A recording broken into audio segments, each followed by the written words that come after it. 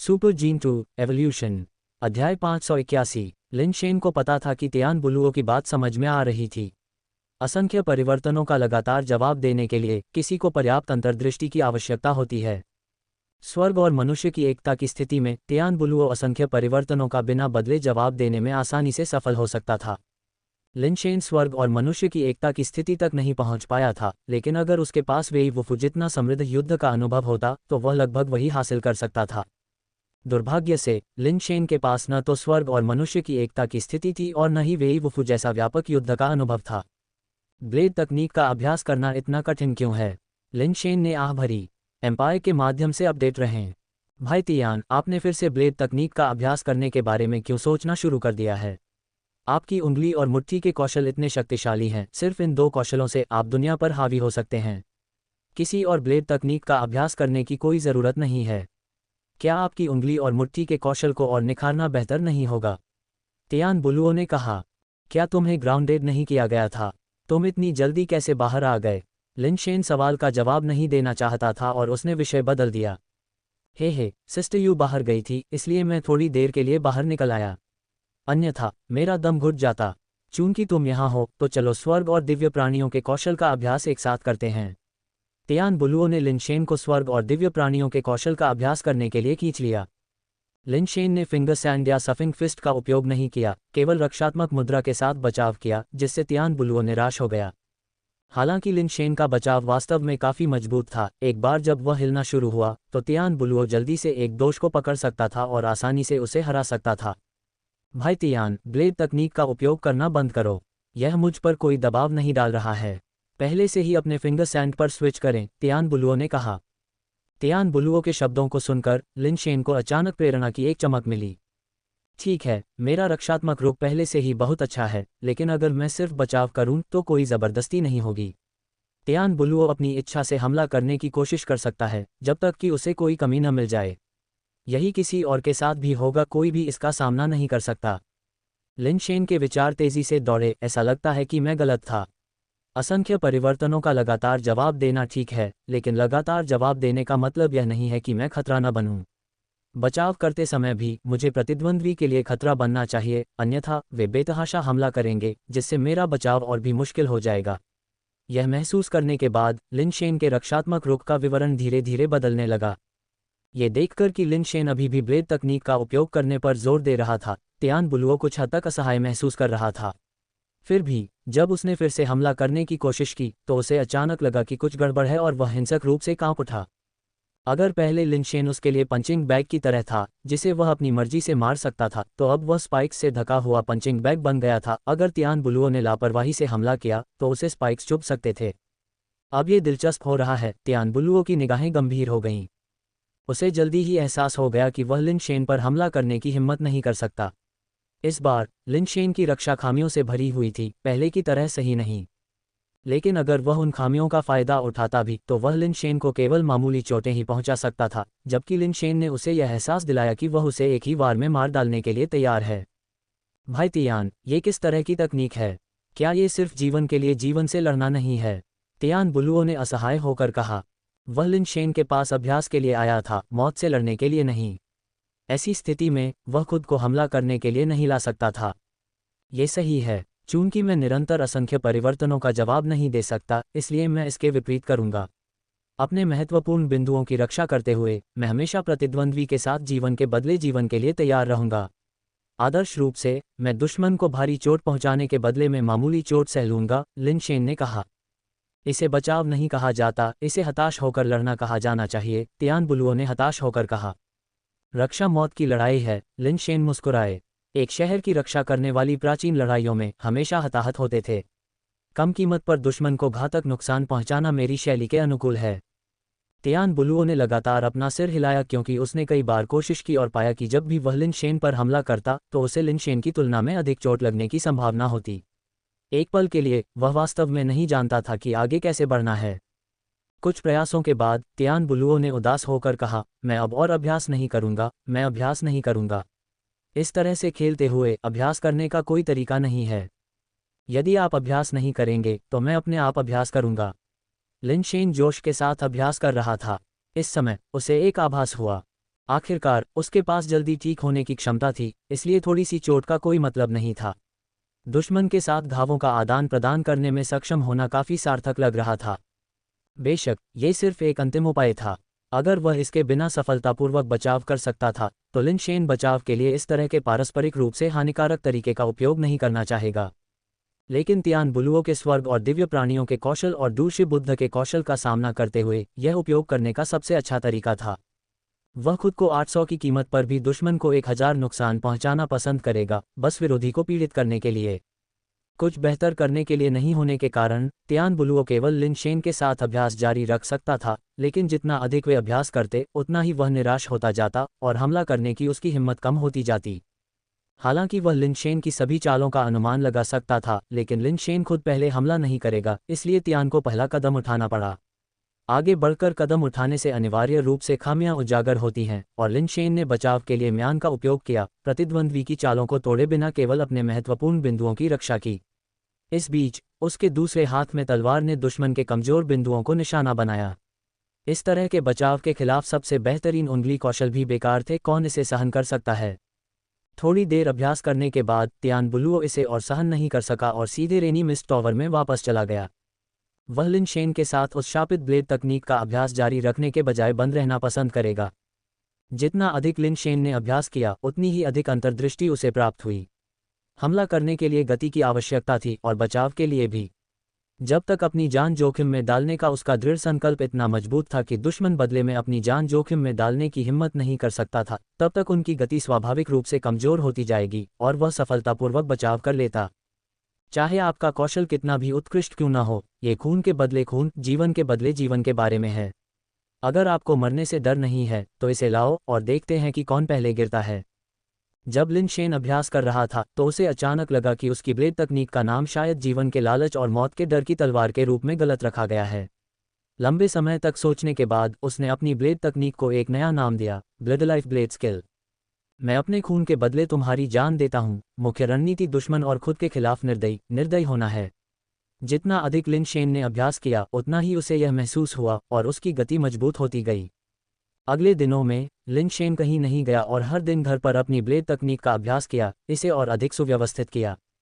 स्वर्गीय सम्राट यात्रा पर गए हुए थे और अभी तक वापस नहीं आए थे। उस दिन लिन शेन को वेई वुफू से संदेश मिला कि वेई परिवार भूमिगत स्थान का पता लगाने के लिए तैयार है और वेई चांगकिंग ने उन्हें शामिल होने के लिए आमंत्रित किया। लिन शेन के पास करने के लिए कुछ भी बेहतर नहीं था, इसलिए वेई वुफू की बात मान गए और अपने गृहलोक की ओर वापस चल दिए। एक बार फिर तियानचेन पहुंचे। वेई चांगकिंग और अन्य लोग पहले ही अपने घावों से उबर चुके थे।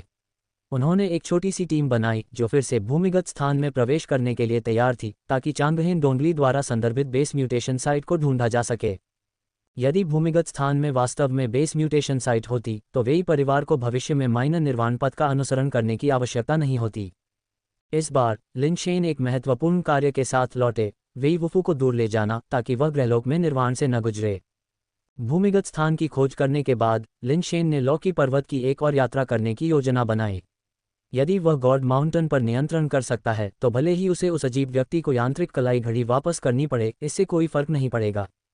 तियानचेन पहुंचने के बाद वेई चांगकिंग ने लिन शेन को टाउनलैंड हॉल में बुलाया और उन्हें इस दौरान भूमिगत स्थान में की गई कुछ खोजों के बारे में बताया। चांगहेन डोंगली के मारे जाने के बाद भूमिगत स्थान में संक्रमित प्राणियों की संख्या में कमी नहीं आई। अभी भी लगातार निर्वाण प्राणी दिखाई दे रहे थे, लेकिन सौभाग्य से चांगहेन डोंगली जितना शक्तिशाली कोई निर्वाण प्राणी फिर से प्रकट नहीं हुआ। वे निर्वाण प्राणियों को मारने के लिए बारी बारी से भूमिगत स्थान में प्रवेश करते रहे, लेकिन भूमिगत स्थान में निर्वाण प्राणियों की आबादी में बहुत कमी नहीं आई। हर बार जब वे कुछ निर्वाण प्राणियों को हटाते तो कुछ ही समय में नए प्राणी प्रकट हो जाते। इसलिए उन्होंने ये भी माना कि चांगहेन डोंगली ने जो कहा था वह सही था। भूमिगत स्थान एक बेस म्यूटेशन जोन होना चाहिए, और यह एक बेस म्यूटेशन लैंड भी था जहां निर्वाण प्राणी पैदा हो सकते हैं, इसलिए उन्होंने भूमिगत स्थान में एक निश्चित सीमा तक खोज की। कई खोजों के बाद उन्हें आखिरकार वह जगह मिल गई जिसके बारे में संदेह था कि वह बेस म्यूटेशन लैंड है। उन्होंने अपनी आंखों से देखा कि वहां से कई निर्वाण जीव निकले हैं। वह किस तरह की जगह है? लिन शेन ने देखा कि वेई चांगकिंग के चेहरे पर एक अजीब सा भाव था, इसलिए वह पूछे बिना नहीं रह सका। मैं यह नहीं बता सकता कि वह किस तरह की जगह है, वहां सब कुछ उल्टा लगता है, वेई चांगकिंग ने कहा। उल्टा? तुम्हारा क्या मतलब है? यह ऐसा है जैसे कि जो जीव बड़े होने चाहिए वे छोटे हो जाते हैं और जो छोटे होने चाहिए वे बड़े हो जाते हैं। लिन शेन ने अनुमान लगाया।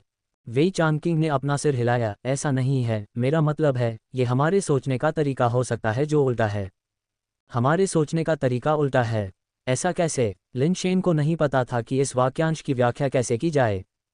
उदाहरण के लिए, यदि आप अपना बायां हाथ उठाना चाहते हैं तो आप अपना दायां हाथ उठाएंगे। यदि आप अपने दाएं पैर से आगे बढ़ना चाहते हैं तो आप अपने बाएं पैर से आगे बढ़ेंगे। वेई चांगकिंग ने अपने शब्दों को व्यवस्थित किया, अपनी भावनाओं को यथासंभव स्पष्ट रूप से समझाने की कोशिश करते हुए।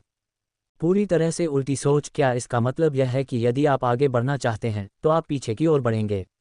लिन शेन ने सोचा और कहा, नहीं, यह ऐसी स्थिति नहीं है, आगे और पीछे की ओर प्रभावित नहीं होता है।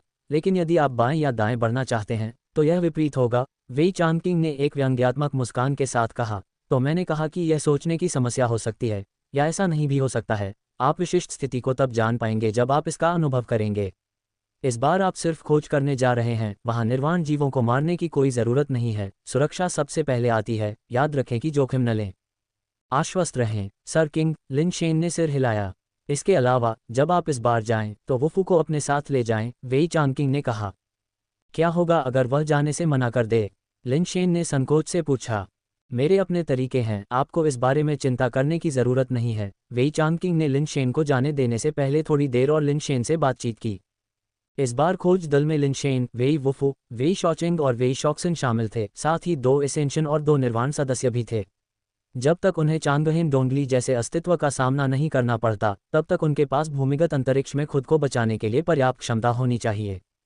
लिन शेन भूमिगत अंतरिक्ष में वापस लौटे, रस्सियों का उपयोग करके भूमिगत अंतरिक्ष की जमीन पर उतरे और नीचे वेई शॉचिंग के मार्गदर्शन में वे उस अजीब क्षेत्र की ओर बढ़े जिसे उन्होंने खोजा था। चूंकि इस बार मिशन उस अजीब क्षेत्र का पता लगाना था, इसलिए जब उन्हें रास्ते में निर्वाण जीव मिले तब भी उन्होंने उनसे बचने का फैसला किया और उन्हें मारने का कोई इरादा नहीं था। क्या भूमिगत अंतरिक्ष में केवल इस प्रकार के निर्वाण जीव हैं? लिन शेन ने वेई शॉचिंग से पूछा जो रास्ता दिखा रहे थे। पिछली और इस यात्रा में उन्होंने केवल ब्लू कैप मशरूम जानवर जैसे निर्वाण जीव देखे। पहले कई अन्य प्रकार के निर्वाण जीव होते थे, लेकिन पिछले कुछ वर्षों में अन्य प्रकार के निर्वाण जीव दुर्लभ हो गए हैं, उनमें से अधिकांश अब इसी प्रकार के हैं। वेई शाओचेंग ने रुककर समझाया, हमें संदेह है कि अन्य प्रकार के निर्वाण जीव अंतरिक्ष यान द्वारा लाए गए संक्रमण स्रोतों से उत्परिवर्तित और विकसित हुए थे। हालांकि ये ब्लू कैप मशरूम बीस्ट शायद निर्वाण भूमि द्वारा ही पैदा किया गया होगा। लिन शेन ने सहमति में सिर हिलाया। ये परिकल्पना उचित लग रही थी और उसने भी यही सोचा। चूंकि भूमिगत अंतरिक्ष में उड़ान संभव नहीं थी, इसलिए वे चारों केवल पैदल ही आगे बढ़ सकते थे। विचित्र भूमिगत दुनिया में उन्हें हर जगह कई अविश्वसनीय दृश्य देखने को मिले। यहाँ कुआं क्यों है? जब चारों अपने गंतव्य पर पहुंचे तो लिन शेन आश्चर्यचकित हुए बिना नहीं रह सके। एक छोटी पहाड़ी के ऊपर एक प्राचीन दिखने वाला पत्थर का कुआं था। कुएं का किनारा चट्टानों से बना था जो स्पष्ट रूप से आसपास के पत्थरों से मेल खाते थे और उन्हें अंतरिक्ष यान द्वारा नहीं लाया जा सकता था। यह उस स्थान का प्रवेश द्वार है, वेई शॉचिंग ने समझाया। यहाँ से नीचे उतरने पर हम उस क्षेत्र में पहुंच जाएंगे। लिन शेन को यह सुनकर यह और भी अजीब लगा और उन्होंने कुएं की बारीकी से जांच की। कुएं की दीवारें चट्टानी थीं और यह स्पष्ट नहीं था कि उन्हें हाथ से तराशा गया था या बनाया गया था स्वाभाविक रूप से। कुएं में नीचे देखने पर यह बहुत गहरा नहीं था। कोई भी कुएं के पानी को दर्पण की तरह चिकना, सतह से लगभग 10 मीटर नीचे देख सकता था। अगर यह चीज़ मानव निर्मित होती तो लिन शेन को आश्चर्य होने लगता कि क्या लोग पहले भी इस भूमिगत दुनिया में गए हैं या यहाँ पहले से ही बुद्धिमान जीवन था। मैं पहले नीचे जाऊंगा। अगले व्यक्ति के जाने से पहले 1 मिनट रुको। तुम दोनों को भी ऐसा ही करना चाहिए, वेई शॉचिंग ने कहा। सुरक्षा सुनिश्चित करने के बाद वह कुएं में कूद गया। नीचे देखते हुए लिन शेन ने देखा कि वेई शॉचिंग के नीचे उतरने के बाद वह कुएं के पानी में गायब हो गया। कुएं में लहरें छोटी थीं और जल्द ही एक प्राचीन, अशांत कुएं की तरह शांत अवस्था में लौट आईं। वांग शॉक्सिन ने उन्हें एक और याद दिलाया और फिर नीचे कूद गए। 1 मिनट तक इंतजार करने के बाद वेई वुफू ने लिन शेन से पहले कूदने के लिए कहा, क्योंकि उन्हें चिंता थी कि लिन शेन का चंचल स्वभाव उन पर हावी हो जाएगा और वह मिनट खत्म होने से पहले ही पानी में कूद जाएगा। लिन शेन नीचे कूदा और कुएं के पानी में गिर गया, लेकिन अजीब बात यह है कि उसे पानी में प्रवेश करने का कोई एहसास नहीं हुआ। इसके बजाय ये बहुत नर्म हवा के कुशन पर कदम रखने जैसा था। यह एहसास जल्दी ही गायब हो गया और जब तक उसे इसका एहसास हुआ उसने खुद को एक गुफा में खड़ा पाया। उसके बगल में वांग शाओचिंग और वांग शॉक्सिन खड़े थे जो सूखे थे। वांग शाओचिंग ने उसे एक तरफ खींच लिया। लिन शेन ने ऊपर देखा और पाया कि गुफा की छत पर एक कुआं भी था, जो पत्थर की छत पर उल्टा था और अंदर कुएं का पानी था। जैसे ही वह इस दृश्य को देखकर अचंभित हो रहा था, कुएं का पानी हिलने लगा और फिर वेई वुफू उसमें से गिर गया। मुझे कुछ भी उल्टा महसूस क्यों नहीं हो रहा है? लिन शेन ने अपना हाथ बढ़ाया, अपने शरीर में कुछ भी महसूस नहीं किया, न ही उसे उल्टे होने का एहसास हुआ जिसका उल्लेख वेई चांगकिंग ने किया था। जल्दी मत करो, एक बार जब हम गुफा से बाहर निकलेंगे तो तुम्हें यह महसूस होगा, वेई शाओचेंग ने आगे बढ़ते हुए कहा। वे चारों जल्दी से गुफा से बाहर निकल गए और जो चमक उन्हें मिली उससे गुफा के अंधेरे की आदि उनकी आंखों को समायोजित करने में संघर्ष करना पड़ा। लिन शेन ने अपनी आंखों को रोशनी से बचाने के लिए अपना दाहिना हाथ उठाने की कोशिश की, लेकिन पाया कि उसने अपना बायां हाथ उठा लिया था। हालांकि उसने गलत हाथ उठाया, लेकिन इसका कोई खास असर नहीं हुआ। वह फिर भी अपने बाएं हाथ का उपयोग करके अपनी आंखों को रोशनी से बचाने में कामयाब रहा। तो यह वास्तव में होता है, लिन शेन ने मन ही मन कहा, फिर से जांच की और पाया कि यह वैसा ही है जैसा वेई चांगकिंग ने बताया था। जब उसने बाईं ओर चलने का लक्ष्य बनाया तो वह दाईं ओर चला गया, और जब उसने अपने बाएं पैर से आगे बढ़ने का इरादा किया तो उसका दायां पैर आगे बढ़ गया। फिर भी आगे या पीछे जाने में कोई समस्या नहीं थी। लिन शेन को एक पल के लिए इस अनुभूति को समायोजित करने में कुछ कठिनाई हुई। ऐसा लगा जैसे उसका दिमाग अस्त व्यस्त हो गया हो, ऐसा लगा जैसे वह चलना भूल गया हो। जल्दी करने की कोई ज़रूरत नहीं है। हर किसी को पहली बार आने पर खुद को ढालने के लिए समय चाहिए होता है। हम कुछ ही बार यहाँ आए और यहाँ तक कि अब भी हम कभी कभी गलतियाँ करते हैं, वेई शॉक्सिन ने मुस्कुराते हुए कहा। लिन शेन ने सिर हिलाया, धीरे धीरे अजीबोगरीब माहौल के हिसाब से ढलने की कोशिश की और माहौल को महसूस किया। वे अब एक घाटी में थे जहाँ हर जगह रंग बिरंगे मशरूम थे। आसमान चमकीला नीला था और हालांकि बहुत चमकीला था, लेकिन सूरज कहीं नहीं दिख रहा था। घाटी के अंत में एक बड़ा पहाड़ था जिसने घाटी को दो भागों में विभाजित कर दिया था, जिससे ये दो अलग अलग दिशाओं में फैल गई। लिन शेन को सामान्य रूप से चलने में थोड़ा समय लगा। हालांकि वेई वुफू भी यहाँ पहली बार आए थे, लेकिन उन्होंने खुद को काफ़ी अच्छी तरह से ढाल लिया और जल्द ही बाहर की तरह चलने लगे।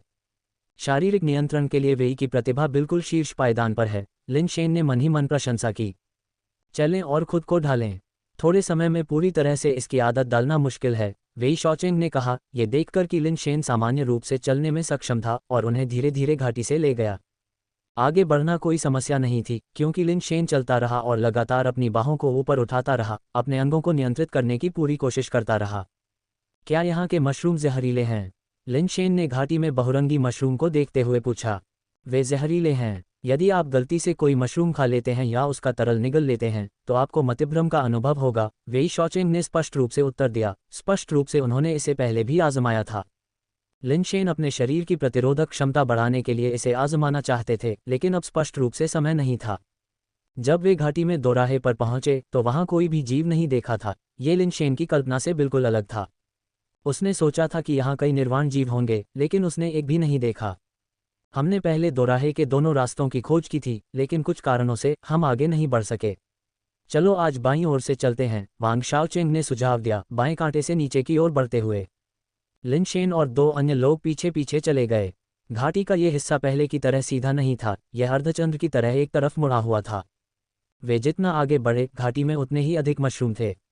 पहले तो वे उनसे बच सकते थे, लेकिन बाद में उन्हें आगे बढ़ने के लिए मशरूम पर पैर रखना पड़ा। मशरूम पर पैर रखते ही उन्हें पैरों के नीचे एक चिपचिपापन महसूस हुआ और वे अपने जूतों के नीचे से रंगीन तरल पदार्थ को निचोड़ते हुए देख सकते थे, जो अजीब तरह से काफ़ी संतोषजनक लगा। चून की घाटी घुमावदार थी, इसलिए वे दूर तक नहीं देख सकते थे, केवल ये देखते हुए कि घाटी की दीवारें भी बहुरंगी मशरूम से भर गई थीं। बाद में पूरी दीवार विभिन्न रंगों के मशरूम से ढक गई, जैसे कि जगह को भरते हुए चमकदार भयानक आंखें। लिन शेन खुश था कि उसे क्लस्टर का डर नहीं था, क्योंकि ऐसी जगह वास्तव में घातक हो सकती है। वे चारों थोड़ी देर तक चलते रहे जब तक कि एक नदी दिखाई नहीं दी आगे। ये केवल 1 दर्जन मीटर चौड़ा था, जो पहाड़ी की एक गुफा से बहता हुआ घाटी को पार करता हुआ विपरीत दिशा में एक गुफा में जाता था। नदी का पानी भी बहुरंगी था, ठीक वैसे ही जैसे गैसोलीन पानी पर गिरने पर दिखता है, सूरज की रोशनी में रंगों को दर्शाता है। लेकिन नदी में रंग अधिक तीव्र थे, बहुत भयानक लग रहे थे। पिछली बार हम इस नदी के पास रुक गए थे, अपनी खोज जारी रखने में असमर्थ थे, वेई शाओचेंग ने नदी के किनारे खड़े होकर विपरीत दिशा को देखते हुए कहा। विपरीत किनारा अभी भी घाटी का हिस्सा था, जो विभिन्न रंगीन मशरूमों से भरा हुआ था। क्या हम कूदकर पार नहीं जा सकते? लिन शेन ने पूछा, ये जानते हुए कि कोई समस्या होनी चाहिए, अन्यथा वे उड़ने की क्षमता के बिना भी छलांग लगाकर पार कर सकते थे। बैकवर्ड बैकवर्ड बैकवर्ड, यह नदी बहुत अजीब है, वेई शाओक्सिन ने समझाया। अगर आप नदी पार करने की कोशिश भी करेंगे तो भी आप पानी में ही गिरेंगे। और ऐसा लगता है कि नदी मशरूम के विषाक्त पदार्थों से दूषित हो गई है। इसमें गिरने पर आपको भ्रम होने लगेगा, आप खुद से बाहर नहीं निकल पाएंगे।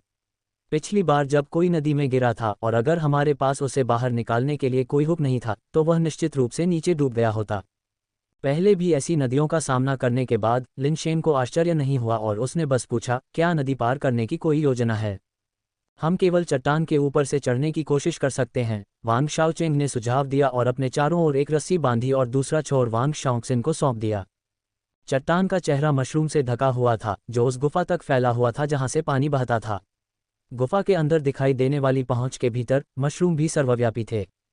क्या हमें पहले मशरूम को हटाना चाहिए? लिनशेन ने चट्टान पर मशरूम को देखते हुए पूछा। कोई ज़रूरत नहीं, मेरे पास एक ऐसी क्षमता है जो मुझे मशरूम को नुकसान पहुंचाए बिना चढ़ने की अनुमति देती है। एक बार जब मैं पार हो जाऊंगा तो मैं रस्सी को दूसरी तरफ सुरक्षित कर दूंगा और आप सभी ऊपर चढ़ सकते हैं, वांग शाओचेंग ने चट्टान पर चढ़ना शुरू करते हुए कहा। वांग शाओचेंग मशरूम से ढकी चट्टान पर चढ़ने से ज्यादा उससे चिपके हुए लग रहे थे।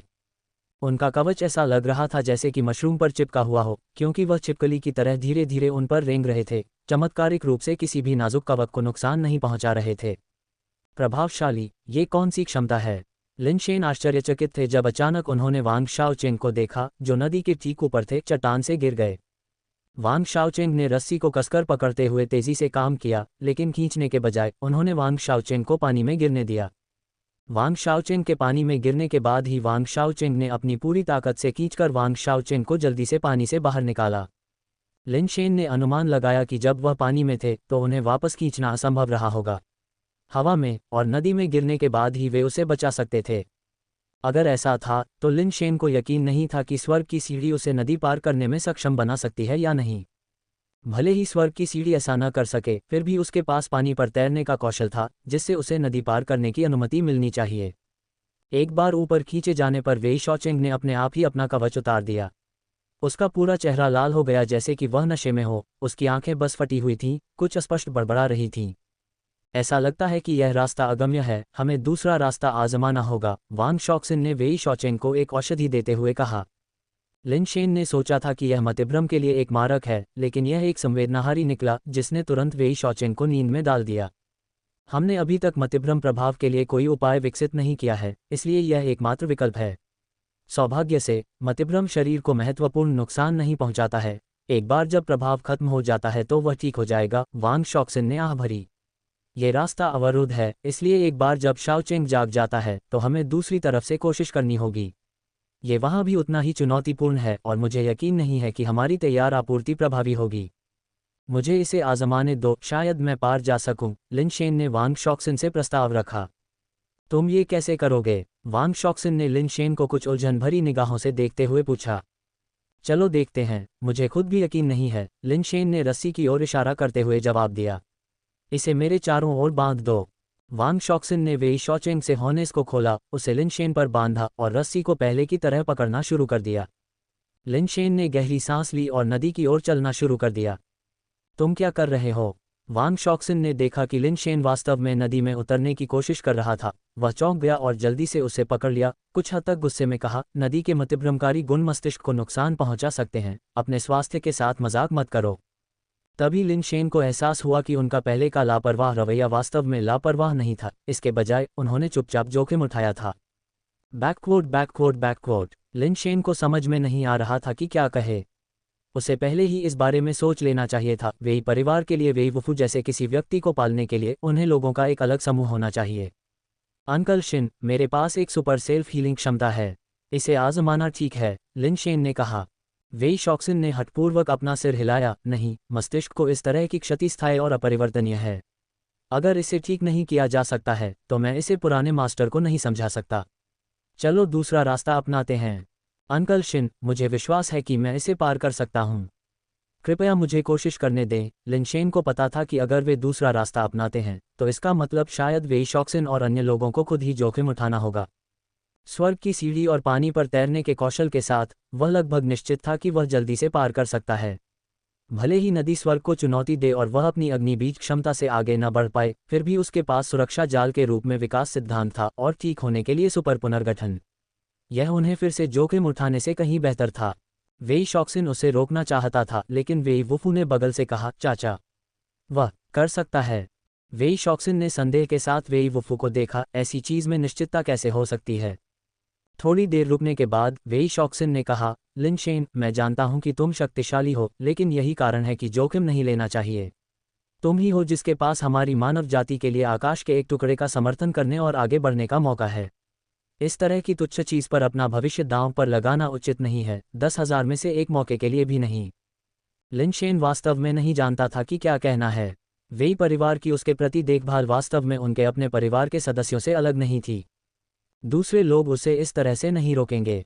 अंकल शिन, मैं जुआ नहीं खेल रहा हूँ। मुझे पूरा भरोसा है कि मैं पार कर सकता हूँ। आप वुफू को जानते हैं, वह झूठ नहीं बोलता। लिन शेन को वेई शॉक्सिन को समझाना पड़ा। ये सुनकर वेई शॉक्सिन हिचकिचाया। वह स्वाभाविक रूप से वेई वुफू के चरित्र को जानता था। अगर वेई वुफू ने कहा कि लिन शेन ऐसा कर सकता है, तो शायद यह संभव था। लेकिन लिन शेन यहाँ पहली बार आया था, इसलिए वह इतना आश्वस्त कैसे हो सकता था। अंकल शिन, रस्सी को अच्छी तरह से बांधो। वेई शॉक्सिन को हिचकिचाते हुए देखकर लिन शेन उछल पड़ा, नदी की सतह पर कूदने का इरादा रखते हुए। लेकिन एक नई समस्या सामने आई। रस्सी के पानी की सतह से बाहर निकल जाने के बाद उसे ऊपर नहीं खींचा जा सकता था। शिन, खींचना बंद करो। नदी की ताकत बहुत विचित्र है, कोई भी चीज बिना पानी में डूबे सतह पर नहीं रह सकती। लिन शेन को पहले से ही एहसास हो गया था कि जब वह अभी आया था तो रस्सी के सहारे नदी पार करने का तरीका काम नहीं कर सकता था। वह एक बार फिर नदी की सतह की ओर कूदा, पानी पर तैरने के कौशल का उपयोग करके विपरीत किनारे पर वापस लौटा, फिर वेई वुफू के पास गया और सीधे उसे ऊपर उठा लिया। वेई वुफू को पता था कि लिन शेन क्या करने का इरादा रखता है, और उसने बिना किसी अनावश्यक हरकत के लिन शेन के साथ सहयोग किया। लिन शेन वेई वुफू को लेकर फिर से नदी की सतह की ओर कूदा, जिससे वेई शॉक्सिन डर गया। लेकिन फिर उसने देखा कि लिन शेन वेई वुफू को लेकर नदी की सतह पर कदम रखते हुए और नदी में गिरे बिना विपरीत किनारे की ओर भाग रहा है। पुराने गुरु लिन शेन को अच्छे कारण से महत्व देते हैं। वेई शॉक्सिन ने अपनी चिंताओं को पूरी तरह से दूर कर दिया। लिन शेन ने प्रक्रिया को दोहराया। वेई शॉक्सिन और बेहोश वेई शॉचेंग दोनों को नदी के पार ले गए। चारों ने नदी के किनारे आराम किया, वेई शॉचेंग के जागने का इंतजार किया। लगभग 1 घंटे के बाद वेई शॉचेंग को आखिरकार होश आ गया, लेकिन उसकी हालत कुछ हद तक खराब लग रही थी, जैसे कि सिरदर्द के साथ हैंगओवर। काफी देर बाद वेई शॉचेंग काफी बेहतर दिखाई दिया। मैं अब ठीक हूँ, ऐसा लगता है कि हम इस नदी को पार नहीं कर सकते, चलो दूसरी तरफ चलते हैं, वेई शॉचेंग ने कहा। हम पहले ही पार कर चुके हैं, वेई शॉक्सिन ने मुस्कुराते हुए कहा। पार कर लिया? हम कैसे पार कर गए? वेई शॉचेंग दंग रह गए और नदी के उस पार देखने लगे। हालांकि दोनों किनारे एक जैसे लग रहे थे, घाटी में एक वक्रता थी और उन्होंने पहले इस पर ध्यान नहीं दिया था। अब करीब से निरीक्षण करने पर उसे वास्तव में एहसास हुआ कि वे विपरीत दिशा में थे। लिन शेन ने हमें पार कराया, वह पानी की सतह पर चल सकता है, वेई शॉक्सिन ने मुस्कुराते हुए घटनाओं को समझाया। ये सुनने के बाद वेई शॉचेंग ने हंसते हुए कहा, तुम बच्चे कुछ खास हो, तुम वास्तव में इसे पार कर गए। अगर मुझे पता होता कि यह इस तरह किया जा सकता है, तो मैं खुद को शर्मिंदा नहीं करता। अगली बार मैं पहले जाऊंगा, लिन शेन ने कहा। ऐसा नहीं चलेगा, वेई शॉचेंग ने जल्दी से अपना सिर हिलाया। तुम बस ईमानदारी से हमारे पीछे आओ, गड़बड़ मत करो, अगर तुम घायल हो गए तो हम पुराने मालिक को समझा नहीं पाएंगे। चारों ने अपनी यात्रा फिर से शुरू की, घाटी के साथ आगे बढ़ते रहे और कुछ ही देर में उन्हें आगे कुछ विशाल रंगीन मशरूम दिखाई दिए। वे विशाल रंगीन मशरूम घाटी में प्राचीन पेड़ों की तरह खड़े थे। मशरूम की टोपियां पेड़ की छतरियों जितनी बड़ी थीं। लिन शेन और उसके साथी सावधानी से उन विशाल मशरूमों के पास से गुजरे, छोटे मशरूमों पर कदम रखते हुए, और पाया कि विशाल मशरूम गतिशील प्राणी नहीं थे, वे छोटे मशरूमों की तरह ही थे, केवल बड़े। उन्होंने लापरवाही करने की हिम्मत नहीं की। मशरूम इतने बड़े होने के कारण उनकी विषाक्तता अधिक हो सकती थी। यदि वे फट जाते तो वे बिना किसी नुकसान के बच नहीं पाते। वे जितना आगे बढ़े, घाटी में उतने ही विशाल मशरूम दिखाई दिए। यदि पहले के छोटे मशरूम घास के मैदान जैसे थे, तो ये जगह पहले से ही मशरूम वन बन चुकी थी। फिर भी छोटे मशरूम विशाल मशरूमों के नीचे और पहाड़ी पर जमीन को ढंक रहे थे। लिन शेन ने इन मशरूमों को देखा और मन ही मन सोचा कि क्या याशिन बेस पर मशरूम 20 ज्वार से उनका कोई संबंध है, जिसका उन्होंने पहले सामना किया था। वेई शॉक्सिन, जो आगे की ओर देख रहे थे, अचानक रुक गए, चुप रहने का इशारा किया, फिर आगे एक विशाल मशरूम की ओर इशारा किया। पहले तो लिन शेन और अन्य लोगों को कुछ भी असामान्य नहीं लगा, लेकिन वेई शॉक्सिन के इशारे का अनुसरण करते हुए उन्होंने उस दिशा में देखा और तुरंत कुछ अजीब देखा। मशरूम की टोपी के नीचे आश्चर्यजनक रूप से कई मोती थे जो चमकदार मोती की तरह दिखते थे। प्रत्येक एक सॉकर बॉल के आकार का था, जो एक हल्की चमक उत्सर्जित कर रहा था।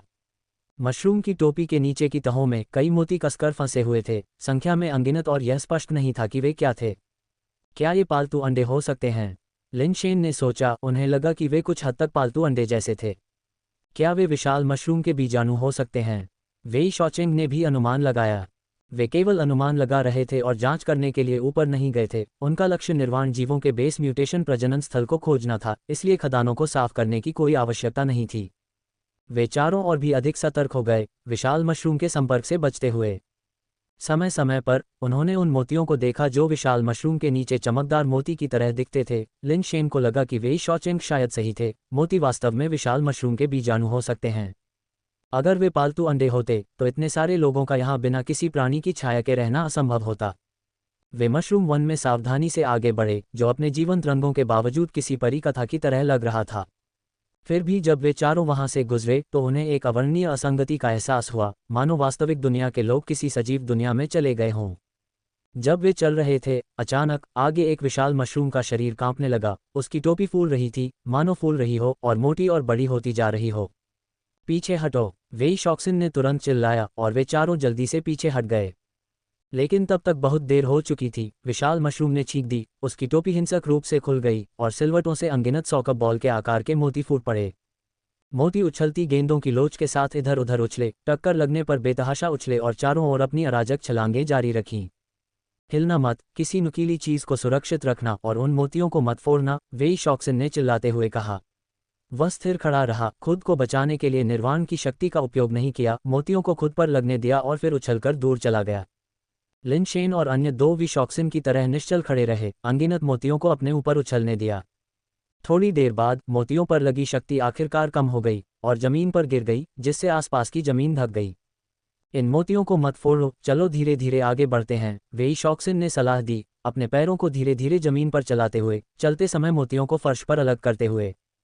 उसके नेतृत्व का अनुसरण करते हुए लिनशेन और अन्य लोग सावधानी से आगे बढ़े। उन्हें डर था कि वे अत्यधिक लोचदार मोतियों में से किसी को भी फोड़ सकते हैं।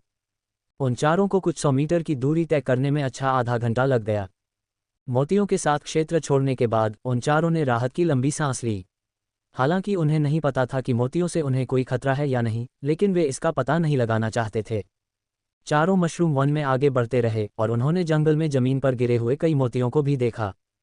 वे धीरे धीरे उनके बीच से गुजरे, सावधान रहे कि मोतियों को तोड़ न दें और परेशानी न पैदा करें।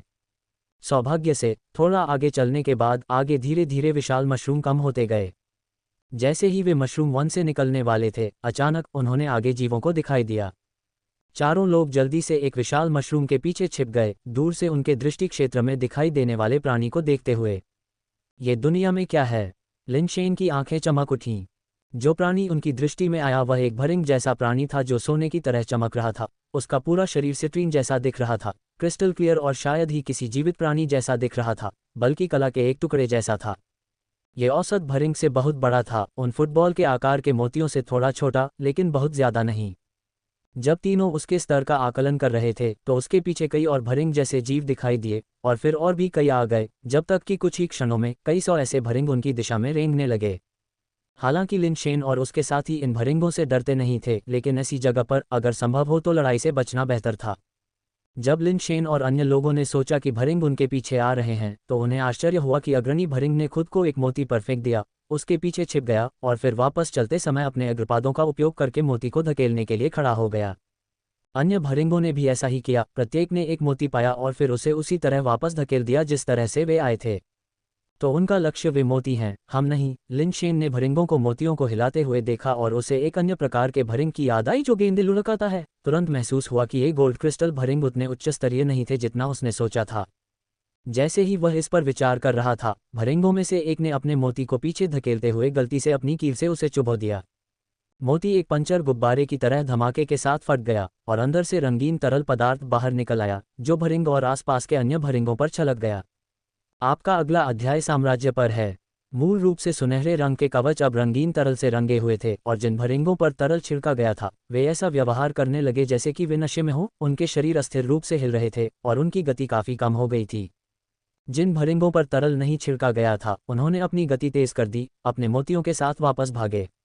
अचानक जिन भरिंगों पर रंगीन तरल छिड़का गया था उनकी आंखें चमक उठी, मानो कोई स्विच फ्लिप हो गया हो, और वे बेतहाशा हिलने लगे। दर्जनों भरिंग एक साथ पागलों की तरह हिलने लगे और वे मोती भी जो वे धकेल रहे थे उनकी हरकतों से टूट गए।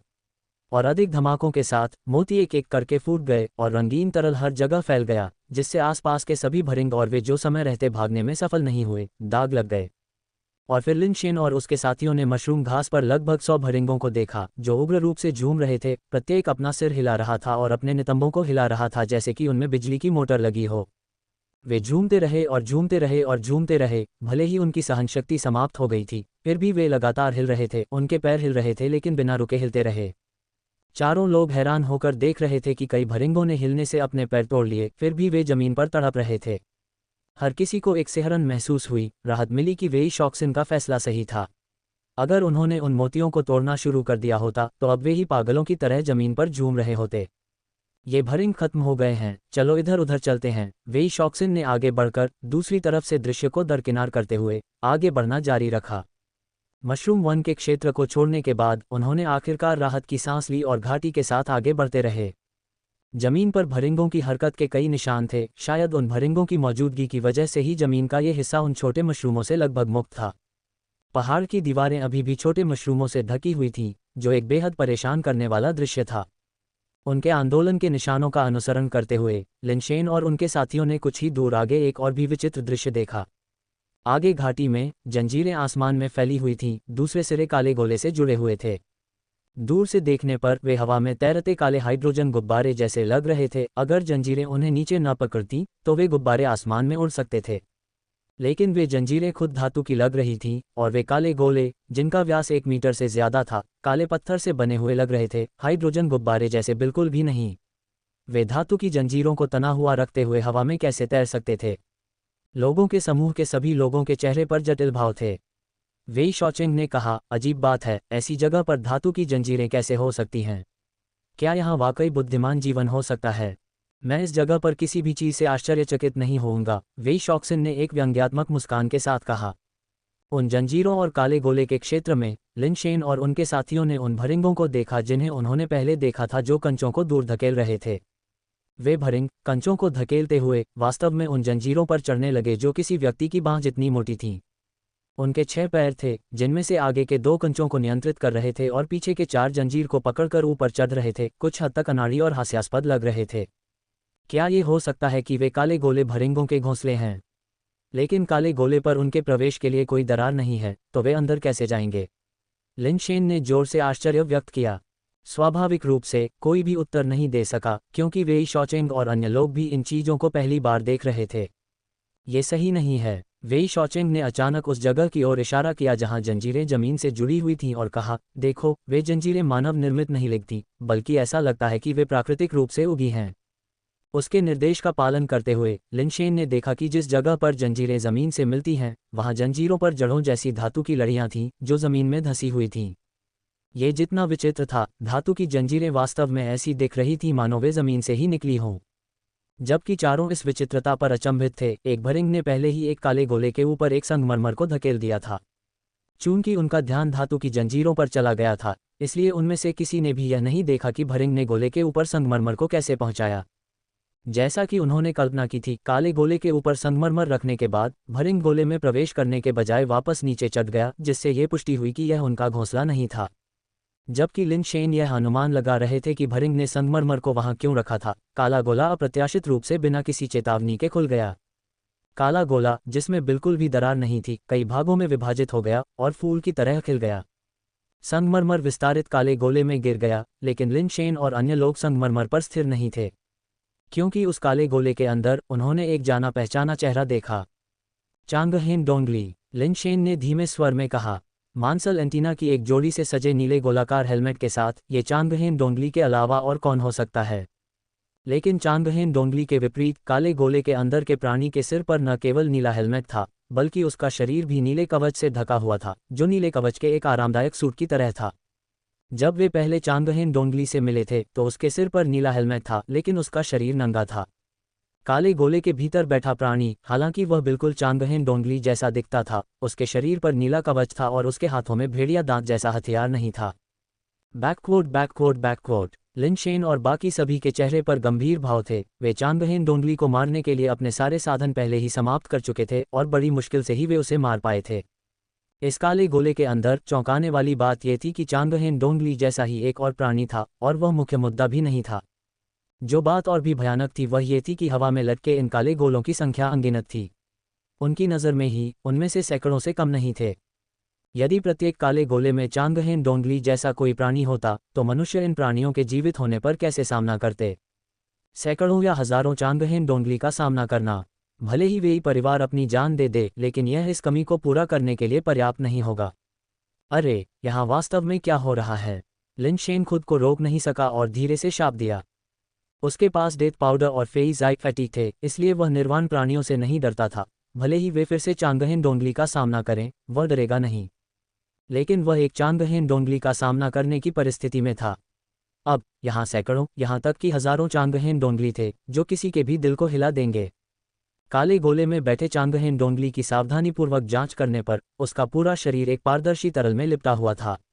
उसके शरीर और काले गोले के आधार के बीच कई पारदर्शी नलियां जुड़ी हुई थीं, जो चांगहेन डोंगली के शरीर पर कुछ हद तक इव ड्रिप के लिए इस्तेमाल की जाने वाली इन्फ्यूजन ट्यूब की तरह दिख रही थीं। जब मन का काले गोले में गिरा तो वह नीचे के गाढ़े तरल में गिर गया और फिर मन का धीरे धीरे चिपचिपे तरल में घुल गया। कुछ ही समय में रंगीन तरल उन पारदर्शी नलियों के अंदर दिखाई दिया जो इव ड्रिप के समान था और प्राणी के शरीर में पहुंचाया गया। ये सोचना कि मजबूत मतिभ्रम विषाक्तता वाले मनके का उपयोग उस प्राणी के लिए पोषक घोल के रूप में किया जा सकता है, क्या वे वास्तव में जीवित रहने के लिए इसे खा सकते हैं। वेई शॉक्सिन ने एक जटिल अभिव्यक्ति के साथ कहा, क्या यह नहीं कहा गया था कि चांगहेन डोंगली कबीले का अंतिम व्यक्ति था? क्या यह नहीं कहा गया था कि उसने डोंगली कबीले को खत्म कर दिया था? यहाँ क्या हो रहा है? क्या ये डोंगली कबीले का सदस्य नहीं है? वेई शॉकिंग ने भ्रम से भरे चेहरे के साथ कहा, यह भी संभव है कि यह चांगहेन डोंगली हो। लिन शेन ने कुछ देर रुककर कहा, पहले चांगहेन डोंगली ने कहा था कि वह भगवान बनाने वाली जाति का सदस्य है, और उस समय मुझे पहले से ही कुछ संदेह था। अब ऐसा लगता है शायद चांगहेन डोंगली भगवान बनाने वाली जाति का एक प्रयोगात्मक विषय था, और यह बहुत संभव है कि काले गोले के अंदर यह चांगहेन डोंगली का क्लोन हो। बहुत संभावना है। अगर यह चांगहेन डोंगली का क्लोन है तो क्या उसके पास चांगहेन डोंगली जैसी ही ताकत है? अगर दूसरे काले गोले में भी वही क्लोन है जिनकी ताकत भी वैसी ही है। वेई शॉक्सिन ने बोलना पूरा नहीं किया, लेकिन सभी जानते थे कि इसका नतीजा क्या होगा। उसी समय और भी भरिंग जैसे जीवों ने काले गोले के ऊपर मोतियों को धकेला, जो फिर एक के बाद एक खुल गए। लिन शेन और उनके समूह के चेहरे पर भाव बहुत गंभीर हो गए। उन काले गोले के भीतर हर एक के अंदर एक चांगहेन डोंगली बैठा हुआ था। उनकी शक्ल सूरत चांगहेन डोंगली जैसी ही थी। नीली हेलमेट वाली मिश्रित आंखें थीं, हालांकि उनके कवच पूर्णता में भिन्न थे। कुछ चांगहेन डोंगली के कवच बहुत पूरे थे, यहाँ तक कि चेहरे को भी ढकते थे। साम्राज्य पर नई कहानियों का अनुभव करें। कुछ चांगहेन डोंगली ज्यादातर नंगे थे, नीले हेलमेट को छोड़कर उनमें बहुत कम या कोई कवच नहीं था। जबकि अन्य के पास कवच थे, वे अधूरे थे, केवल उनके शरीर के एक हिस्से को ढकते थे। जैसे जैसे काले गोले एक एक करके खुलते गए, लिन के सामने और भी चांगहेन डोंगली दिखाई दिए। शेन और उसके समूह को देखकर वे और भी अधिक भयभीत हो गए। पहले ये केवल अटकलें थीं, थोड़ी सी उम्मीद के साथ कि शायद अन्य काले गोले खाली थे। इन संदिग्ध चांगहेन डोंगली क्लोन जैसे जीवों की कमी थी। अब वह उम्मीद टूट गई थी। लगभग हर खुले काले गोले में एक चांगहेन डोंगली था, जिसका अर्थ है कि सभी काले गोले में, या कम से कम उनमें से अधिकांश में, एक ऐसा चांगहेन डोंगली था। वे अभी भी नींद में लग रहे हैं, चलो इस अवसर का उपयोग करके उनसे छुटकारा पा लेते हैं, वेई शाओचेंग ने दृढ़ता से कहा। लिन शेन ने वेई शाओचेंग के समान ही विचार साझा किए। भले ही ये जीव चांगहेन डोंगली के क्लोन थे या नहीं, सबसे अच्छी योजना निस्संदेह उनसे निपटना था जब वे अभी भी सो रहे थे। चारों को पूर्ण सहमति में कहा जा सकता है, हालांकि यहाँ आने का उनका उद्देश्य मारना नहीं था। इस स्थिति में 1 मिनट पहले समस्या का समाधान संभावित रूप से एक आपदा को टाल सकता था। यदि चांगहेन डोंगली के क्लोनों का एक हिस्सा भी काले क्षेत्र से उभरा तो मानव मात्र ग्रह उनका सामना नहीं कर पाएगा। तुम दोनों युद्ध के लिए तैयार हो जाओ। शॉक्सिन और मैं ऊपर जाएंगे, वेई शाओचेंग ने कहा, कारपेस को बुलाते हुए और एक जंजीर के साथ ऊपर चढ़ते हुए। वेई शॉक्सिन ने भी उसका पीछा किया और वह भी जंजीर पर चढ़ गया। लिन शेन ने भी उसी तरह अपने कारपेस को बुलाया, जबकि उसी समय अपनी पीठ से इविल घोस्ट ब्लेड को बाहर निकाला और वेई वुफू को फेंक दिया। वेई वुफू वर्तमान में कछुए की पीठ पर मिले पर्पल क्रिस्टल हार्ड विप का उपयोग कर रहा था। लिन शेन द्वारा उसे इविल घोस्ट ब्लेड दिए जाने के बाद वेई वुफू अब दोनों हाथों में ब्लेड थाम रहा था। अपने मार्शल कौशल और स्तर के साथ ऐसे हथियारों को संभालना बहुत आसान था। दूसरी ओर लिन शेन को ब्लेड को 2 बार चलाने में समस्याओं का सामना करना पड़ेगा। वह अभी भी इस जगह की विपरीत विशेषताओं के साथ पूरी तरह से अनुकूलित नहीं हुआ था। अगर यह पूरी तरह से विपरीत होता तो इसे समायोजित करना थोड़ा आसान होता, लेकिन यहाँ ये पूरी तरह से विपरीत नहीं था। कुछ चीज़ें उल्टी थीं, अन्य नहीं, जिसने अनुकूलन की प्रक्रिया को जटिल बना दिया। इसके अलावा लिन शेन को संदेह था कि यहाँ उलटफेर का कारण विचार प्रक्रियाओं या मस्तिष्क के कारण नहीं हो सकता है। अगर यह मस्तिष्क की समस्या होती तो इवोल्यूशन थ्योरी का असर होना चाहिए था, या कम से कम ट्रिगर होना चाहिए था, लेकिन अब तक इवोल्यूशन थ्योरी ने कोई प्रतिक्रिया नहीं की थी, जिससे लिन शेन को संदेह हुआ कि यह मस्तिष्क को प्रभावित करने वाले पर्यावरणीय कारक नहीं थे, बल्कि कोई और कारण था। लिन शेन और वेई वुफू ने युद्ध की तैयारी कर ली। अगर काले गोले के अंदर चांगहेन डोंगली के क्लोन जाग गए तब भयंकर युद्ध होने की संभावना थी। वेई शाओचेंग और वेई शॉक्सिन चेन पर चढ़ गए और जल्दी से काले गोले के पास पहुंचे, लेकिन जैसे ही वे उसके पास पहुंचे उन्होंने पाया कि यह बंद हो गया है, जैसे कि इसमें बुद्धि हो। थोड़ी चर्चा के बाद दोनों चेन से नीचे उतर गए। यहाँ रुको, मैं कुछ मोती लेने जाता हूँ और देखता हूँ कि क्या हम उनका उपयोग काले गोले को खोलने के लिए कर सकते हैं, वेई शाओचेंग ने कहा, मशरूम वन में वापस लौटकर, और 2 मोती वापस ले लिए। उसने एक मोती सावधानी से नीचे रखा और फिर वह और वेई शॉक्सिन फिर से एक साथ ऊपर चढ़ गए। काले गोले के शीर्ष पर एक मनका लगाने के बाद ये थोड़ी देर बाद अपने आप खुल गया, जिससे अंदर क्रॉस लेग बैठे चांगहेन डोंगली की आकृति दिखाई दी।